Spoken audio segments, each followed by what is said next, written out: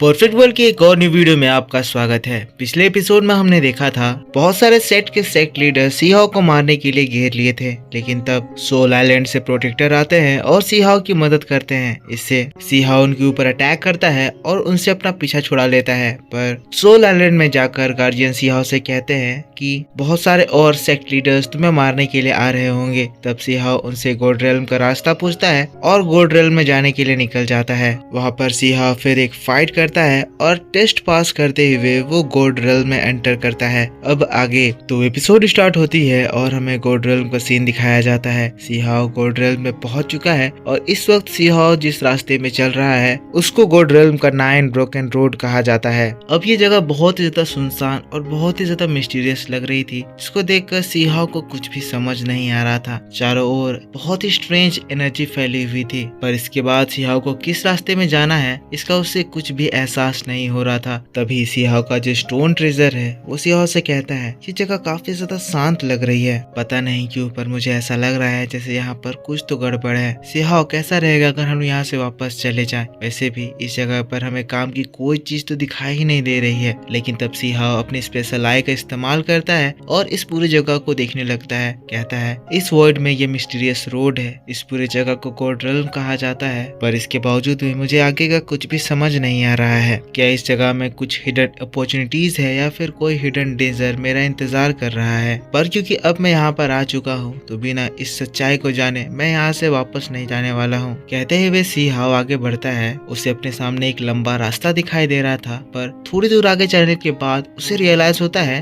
कि ये पूरा जगह आगे से एक खाई से मिल गया है। सीहाओ को नीचे एक बहुत ही बड़ा गड्ढा दिखाई देता है। तभी सीहाओ का स्टोन ट्रेजर आता है। कहता है सीहाओ तुम देख रहे हो ना, अब तो आगे बढ़ने के लिए कोई रास्ता ही नहीं बचा है। मैं कह रहा हूँ ना ये जगह पूरी तरह से बेकार है, हम लोगों को अब वापस चलना चाहिए। लेकिन तभी सीहाओ अपने स्टोरेज रिंग से अपना ड्रैगन स्केल बाहर निकालता है। ड्रैगन स्केल को आगे थ्रो करता है जहाँ से दूसरा रास्ता शुरू हो रहा है। तभी सीहाओ को रियलाइज होता है कि उस जगह पर एक बैरियर लगा हुआ है।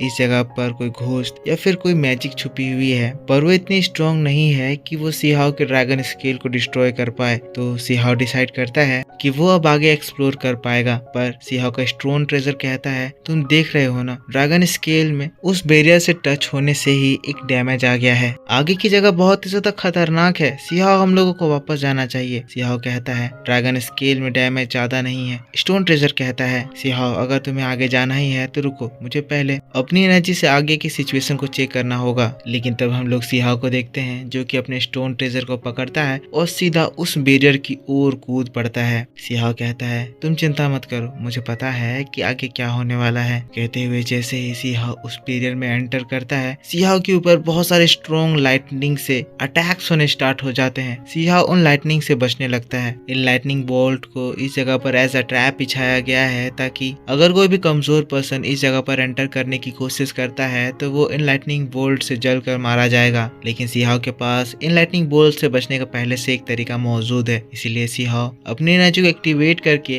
अपने चारों ओर एक बैरियर बना लेता है, जिससे जब ये लाइटनिंग स्ट्राइक करती है तो लाइटनिंग एनर्जी अंदर घुस ही नहीं पाती है। सीहाओ कहता है ये जगह पूरी तरह से एक डिस्ट्रक्शन से भरा हुआ है। इस ट्रैप की वजह से मुझे नहीं लगता ज्यादा लोग इस जगह को पार कर पाते होंगे। थोड़ी दूर और उड़ने के बाद सीहाओ अचानक से जमीन पर लैंड करता है। सीहाओ ने उस बैरियर को पार कर लिया है और वो लोग एक और नई जगह पर पहुंच चुके हैं। सीहाओ का स्टोन ट्रेजर आगे बढ़ता है। कहता है ये तो एक डेड एंड आ गया है। लेकिन तब सीहाओ कहता है नहीं, इस जगह पर कुछ तो है जो कि हमारे फायदे का हो सकता है, मुझे इस चीज की फीलिंग आ रही है। वो लोग आगे बढ़ते हैं। सीहाओ का ट्रेजर कहता है सीहाओ मुझे नहीं लगता कि तुम्हें यहाँ पर क्या महसूस हो रहा है, पर मुझे ऐसा महसूस हो रहा है कि इस जगह पर फायदे से ज्यादा नुकसान होने वाला है। लेकिन थोड़ी दूर आगे चलने के बाद एक रूइन में उन लोगों को एक पिलर पे कुछ लिखा हुआ दिखाई देता है। इस पिलर में द रोड टू इमोर्टैलिटी लिखा हुआ था। सीहाओ का स्टोन ट्रेजर जैसे ही इस चीज को देखता है वो एकदम शॉक्ड हो जाता है। क्या हम लोग इमोर्टैलिटी रोड तक पहुंच चुके हैं? सीहाओ हंसता है। कहता है मैंने कहा था ना इस जगह पर हमारा बहुत ज्यादा फायदा होने वाला है। सीहाओ वहां से आगे बढ़ता है तो सीहाओ का स्टोन ट्रेजर उसे वार्न करता है। कहता है सीहाओ क्या तुम इस जगह को लाइटली ले रहे हो? तुम्हें तुम्हारे मास्टर की बात याद है ना, इमोर्टैलिटी कुछ खोने के बाद ही मिल सकती है। सीहाओ आगे बढ़ता है पर आगे जाकर उसे पता चलता है कि ये रूइन तो पूरी तरह से खत्म हो रहा है और इस जगह पर उसे अपनी पावर बढ़ाने के लिए कुछ भी चीज नहीं मिलता है। तब सीहाओ का स्टोन ट्रेजर कहता है, सीहाओ मुझे ऐसा लग रहा है जैसे ये जगह एक ट्रैप है, हमें जल्द से जल्द यहाँ से बाहर निकलना चाहिए। पर उसके बाद कुछ ही सेकंड बीते थे कि अचानक से इस जगह पर हलचल होना स्टार्ट होती है और हम देखते हैं जो टूटे फूटे पिलर इस जगह पर पड़े हुए थे वो अचानक से सीहाओ के चारों ओर फैलने लगते हैं और उसे एक सर्कल में घेर लेते हैं। इस वक्त सीहाओ एक केज में फंस जाता है। केज चारों ओर से बंद तो है ही, साथ साथ ऊपर से उसे बंद कर दिया गया है। इसी वजह से यहाँ से बचने का सीहाओ को रास्ता दिखाई नहीं दे रहा है। और इसमें खराब बात ये है कि ये जो केज है वो धीरे धीरे करके सीहाओ की ओर श्रिंक हो रहा है और अगर सीहाओ इनके कंप्लीट श्रिंक होने से पहले नहीं निकला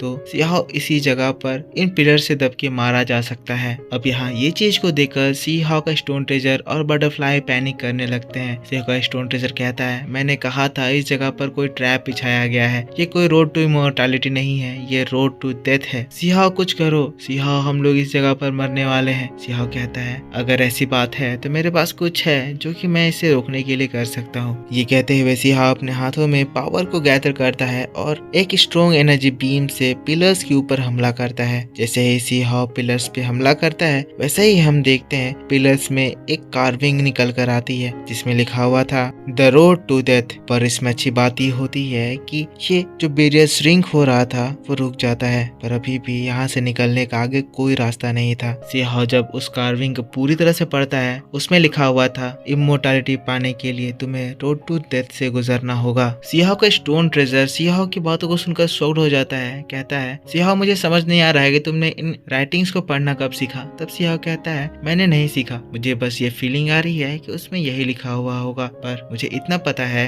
कि अगर हमें यहाँ से बाहर निकलना है तो हमें इस दीवार को तोड़ना होगा। सीहाओ का स्टोन ट्रेजर कहता है, सीहाओ मुझे तुम पे विश्वास है, जाओ अपने पूरी ताकत लगाओ और इस दीवार को तोड़ दो, मैं तुम्हारी इस दीवार को तोड़ने में पूरी मदद करूंगा। कहते हुए अपनी पूरी ताकत लगाता है और स्टोन ट्रेजर दीवार से जाकर टकराता है, पर हम देखते हैं स्टोन ट्रेजर की ताकत दीवार के सामने कोई काम नहीं आती है। स्टोन ट्रेजर फ्रस्ट्रेट होता है, कहता है, सीहाओ ये दीवार बहुत ही ज्यादा स्ट्रॉन्ग है, मेरे इतने ज्यादा कोशिश करने के बावजूद इसमें कोई फर्क नहीं आया। लेकिन ये चीजों को देखकर सीहाओ को कुछ समझ में आता है कि ये दीवार स्टोन ट्रेजर के कोलिजन इम्पैक्ट को एब्सॉर्ब कर रहा है। अब ये जानकर सीहाओ कुछ हैंड साइन करता है और उसके बाद एक एनर्जी अटैक उस दीवार पे करता है, जिससे हम देखते हैं दीवार कुछ फीट पीछे खसक जाता है। दीवार पीछे खिसका तो पर फिर सीहाओ के सामने एक बहुत ही स्ट्रेंज नजारा दिखाई देता है। उस दीवार के अंदर से उनको एक पर्सन दिखाई देता है जो कि उस जगह पर एक मेडिटेशन स्टेट में बैठा हुआ था। स्टोन ट्रेजर जैसे ही इसे देखता है वो घबरा जाता है, कहता है, ये तो भूत है, जल्दी से सीहाओ के पीछे छुप जाता है। लेकिन तब सीहाओ से डांटते हुए कहता है, ये पर्सन प्रैक्टिस कर रहा है, तुम्हें इसके बारे में ऐसी बातें नहीं बोलनी चाहिए। सीहाओ तब आगे बढ़ता है और उस पर्सन को देखता है। सीहाओ कहता है, ये पर्सन उस वॉल के अंदर से आया है, मतलब उस वॉल के अंदर में जरूर ही कोई स्पेस है जिसमें ये पर्सन कल्टीवेशन कर रहा था। फिर हम लोग सीहाओ को देखते हैं जो एक बार फिर से अपनी ताकत को यूज करता है और फिर से एक बार दीवार पर अटैक करता है और इस बार हम फिर से देखते हैं दीवार और भी काफी ज्यादा फीट पीछे खसक जाता है। पर इस बार दीवार जो खिसका था उसके अंदर से और ज्यादा कल्टीवेटर्स इस जगह पर अपीयर हो जाते हैं। सीहाओ फिर से एक बार अटैक करता है और इस जगह पर कल्टीवेटर्स की तादाद और ज्यादा बढ़ जाती है, जिससे सीहाओ को समझ में आता है कि इस जगह पर जरूर ही कुछ न कुछ गड़बड़ हुआ है, जिसकी वजह से ये लोग इस जगह पर कल्टीवेशन करने के लिए मजबूर हो गए हैं। सीहाओ इन लोगों के और ज्यादा करीब जाकर इन लोगों को नजदीक से इंस्पेक्ट कर रहा है। एज ये लोग लगातार कल्टीवेशन कर रहे हैं और कोई भी मूवमेंट नहीं दिखा रहे हैं, जिससे सीहाओ को समझ में आता है कि ये सारे बेजान बॉडीज हैं। सीहाओ को इन लोगों के पीछे में एक होल दिखाई देता है जहाँ से इन लोगों की सोल इनकी बॉडी को छोड़ के चली गई। सीहाओ ये जगह देखकर समझता है कि ये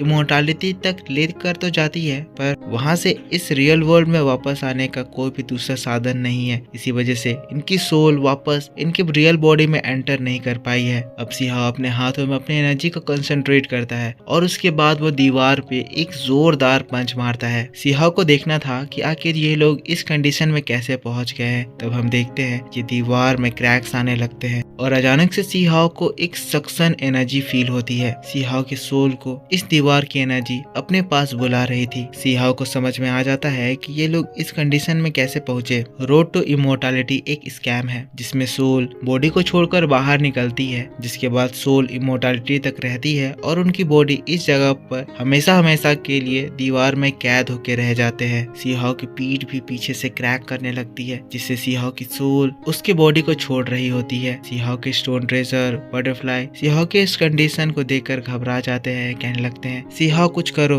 तुम्हारे सोल तुम्हारे बॉडी से बाहर निकल रही है, इस तरह से तुम मारे जाओगे। सीहाओ ये सुनते ही तुरंत ही उसी जगह पर बैठ जाता है और जो सोल एनर्जी उसके बॉडी को छोड़ रही थी उस चीज को रोकने के लिए सीहाओ गॉड ल्यू की स्पेशल टेक्निक को कल्टीवेट करने लगता है। सीहाओ के इस कल्टीवेशन से उसके बॉडी से जो सोल का लॉस हुआ है वो ठीक होने लगता है। सीहाओ की सोल सीहाओ के बॉडी से बाहर निकल चुकी है, पर गॉड ल्यू की टेक्निक से सीहाओ अपने पीठ की होल को क्लोज कर रहा है। सीहाओ की सोल सीहाओ के बॉडी से दूर जा रही है, पर इस बीच सीहाओ को समझ में आ रहा है कि दीवार के अंदर कोई बहुत ही स्ट्रॉन्ग एनर्जी छुपी हुई है। सीहाओ अगर उससे अटैच होता है तो सीहाओ की पावर बहुत ही ज्यादा बढ़ जाएगी, पर सीहाओ उन लोगों की तरह अपना हाल नहीं करना चाहता है। सीहाओ को उस वॉल की एनर्जी चाहिए, पर सीहाओ अपने सोल को अपने बॉडी से जाने नहीं देने वाला है। कहते हुए सीहाओ एक लंबी सांस लेता है और तब वो दीवार की एनर्जी से अपने आप को डिटैच करता है। गॉड ल्यू की वो कल्टीवेशन भी खत्म होती है और हम देखते हैं सीहाओ के पीठ का होल बंद होता है और सीहाओ की सोल सीहाओ की बॉडी में वापस आ जाती है। सीहाओ खड़ा हो जाता है, कहता है इमोर्टैलिटी का मुझे एक ट्रूथ मालूम चला। इमोर्टैलिटी को पाने के लिए मुझे वो दर्द चाहिए, मुझे वो नॉलेज चाहिए जिससे मैं समझ सकूं कि ये सारी सोल आखिरकार जा कहाँ रही है। एक दिन मैं ये जरूर पता करके रहूंगा कि ये सोल बॉडी को छोड़कर कहाँ जाती है। सीहाओ का स्टोन ट्रेजर कहता है सीहाओ तुम ठीक तो हो, मुझे लगा कि तुम हमें छोड़कर चले जाओगे। सीहाओ हंसता है, कहता है इतनी जल्दी नहीं, मुझे तुम लोगों को अभी और ज्यादा परेशान करना है। सीहाओ की इस बात को सुनकर स्टोन ट्रेजर खुश हो जाता है, कहता है लगता है तुम काफी अच्छे मूड में हो, अगर अच्छे मूड में हो तो चलो मुझे कोई गिफ्ट ही दे दो। अब इन लोगों के बीच की बातें किस सेंस में चल रही है ये तो हम बता नहीं सकते, पर सीन यहाँ से शिफ्ट हो जाता है और हम लोगों को एंशिएंट स्टोन फॉरेस्ट का सीन दिखाया जाता है। सीहाओ इसी जगह से गोल्ड रिल्म के लिए निकला था, पर अब इस जगह पर दूसरे सेट के लीडर्स आ गए हैं जो कि सीहाओ को ढूंढ रहे हैं। इस जगह पर अपनी एनर्जी फैलाने के बाद उन्हें ये पता चल जाता है कि सीहाओ इस जगह पर आया था, और अगर सीहाओ यहाँ पर आया था और ये लोग हम लोग उसे छुपा रहे हैं तो हम लोगों को इस सिटी को सजा देना होगा। अंडरवर्ल्ड सेट का लीडर कहता है अगर ऐसी बात है तो सबसे पहले हम लोग इस बेल के साउंड का इस्तेमाल कर सकते हैं ताकि सबसे पहले उन लोगों के माइंड को हम लोग पूरी तरह से पागल कर दें। बस सीन यहाँ से शिफ्ट होता है और हम लोगों को फिर से गोल्ड रिल्म का सीन दिखाया जाता है जहाँ सीहाओ बैठकर यहाँ पे फैली अब एनर्जीज को एब्जॉर्ब करने लग रहा है। यहाँ की एनर्जी सीहाओ को पहले भी दिखाई दी थी जो कि बहुत ही ज्यादा अनस्टेबल थी, पर जैसे ही सीहाओ उस वॉल से बाहर निकला अब सीहाओ को इन एनर्जीज को स्टेबल करने का तरीका भी मालूम चल चुका है और इसीलिए सीहाओ इन सारी एनर्जी को एब्जॉर्ब करके अपनी पावर को बहुत ही ज्यादा बढ़ा रहा है। सीहाओ दीवार की एनर्जी को एब्जॉर्ब कर रहा है, इस वॉइड की एनर्जीज को एब्जॉर्ब कर रहा है, जिसकी वजह से सीहाओ के बॉडी में बहुत सारे ट्रांसफॉर्मेशन हो रहे हैं। सीहाओ धीरे धीरे करके गॉड लेवल को अचीव कर रहा है और एक समय ऐसा आता है जब ये एनर्जीज बढ़ते हुए सीहाओ की बॉडी को गॉड स्टेट तक पहुंचा देती है। इस टेक्निक को होली सेक्रीफाइस मेथड कहा जाता है।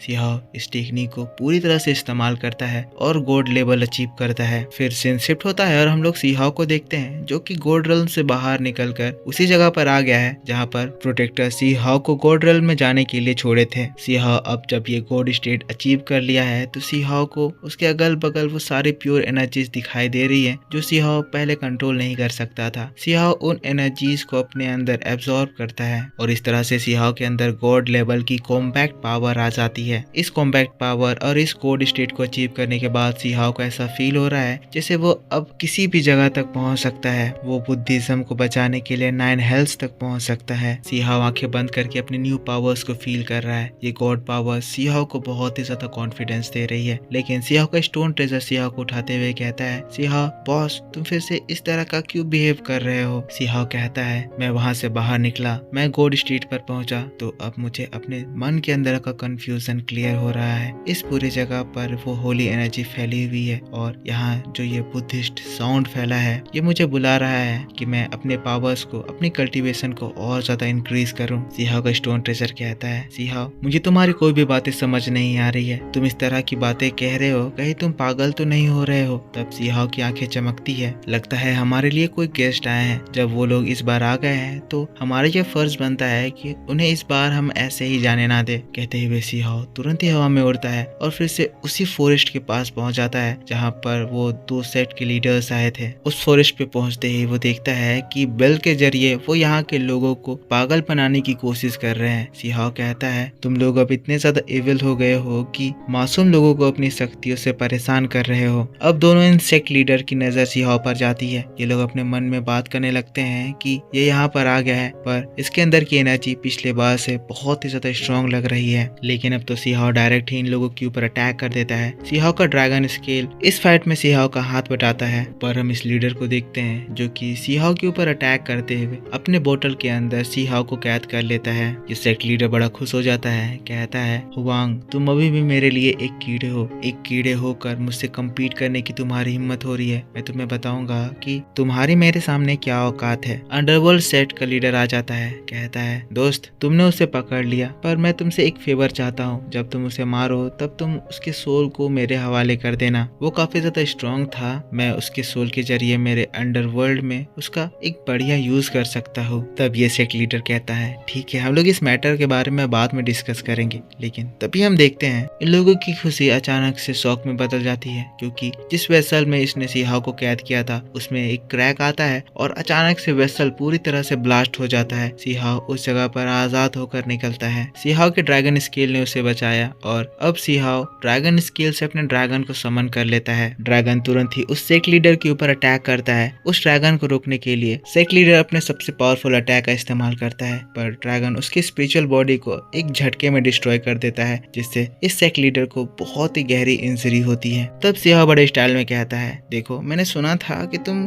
कुछ कीड़े मकोड़ों की बात कर रहे थे। वेल मैं तुमसे पूछना चाहता हूँ कि इस जगह पर कौन कीड़ा मकोड़ा है, मैं या तुम लोग। इस पर्सन की हालत खराब हो रखी थी, लेकिन तब सीहाओ इस मौके का फायदा उठाते हुए अपने सुप्रीम स्वॉर्ड को समन करता है। ये देखकर ये दोनों ही एक साथ मिलकर अपनी एनर्जी को एक्टिवेट करते हैं और बेल पर अटैक करते हुए आसमान में एक पोर्टल खोलते हैं, जिसके अंदर से डेविल वाटर इस जगह में छोड़ देते हैं, ताकि इस वाटर के जरिए यहाँ के लोगों की सारे सोल को वो लोग कलेक्ट कर सके। हम देखते हैं जहाँ जहाँ ये वाटर फ्लो होता है उस जगह की सारी वेजिटेशन, सारे लिविंग थिंग डिस्ट्रॉय होने लगती है। सीहाओ गुस्से में कहता है, ये डेविल वाटर, तुम लोग इतने ज्यादा बेवकूफ हो, मेरे लिए इस डेविल वाटर का इस्तेमाल कर रहे हो, पर तुम इससे होने वाले हानिकारक इफेक्ट को समझ नहीं पा रहे हो। इस पूरे वर्ल्ड को तुम मेरे लिए सेक्रीफाइस करना चाह रहे हो, मैं तुम्हें इन काउंटलेस लाइफ्स को लेने नहीं दूंगा, मैं तुम्हारी करतूत का तुम्हें सजा दूंगा। कहते हुए सीहाओ अपने वेसल को समन करता है और उसके अंदर से सीहाओ के जो सारे होली वाटर्स थे उसको इस डेविल वाटर को न्यूट्रलाइज करने के लिए डालता है। सीहाओ का होली वाटर डेविल वाटर से टकराता है। सीहाओ का होली वाटर उस डेविल वाटर को न्यूट्रलाइज करता है और देखते ही देखते सीहाओ का होली वाटर जीतता है और वो उस सेक्ट लीडर को भी अपने होली वाटर में फंसा कर मारने लगता है। सीहाओ का होली वाटर जो कि उस डेविल वाटर से मिक्स हो गया था इस सेक्ट लीडर के सोल को एब्जॉर्ब कर लेती है। ये देखकर अंडरवर्ल्ड सेट का लीडर पूरी तरह से घबरा जाता है। वो यहाँ से भागने की कोशिश करता है, पर सीहाओ अपनी तलवार लेकर उसकी गर्दन पे लगा देता है। अंडरवर्ल्ड सेट का लीडर कहता है, रुक जाओ, मैं जानता हूँ कि तुम सबसे ज्यादा टैलेंटेड हो वांग, मैं तुम्हारे सारे प्रॉब्लम्स को फिक्स कर सकता हूँ। वो सारे कॉन्फ्लिक्ट्स जो तुम्हारी दूसरे सेक्ट से हो रही है, मैं उन सब से तुम्हें छुटकारा दिला सकता हूँ। पर ये सारी बातें वो सेक्ट लीडर कह रहा था,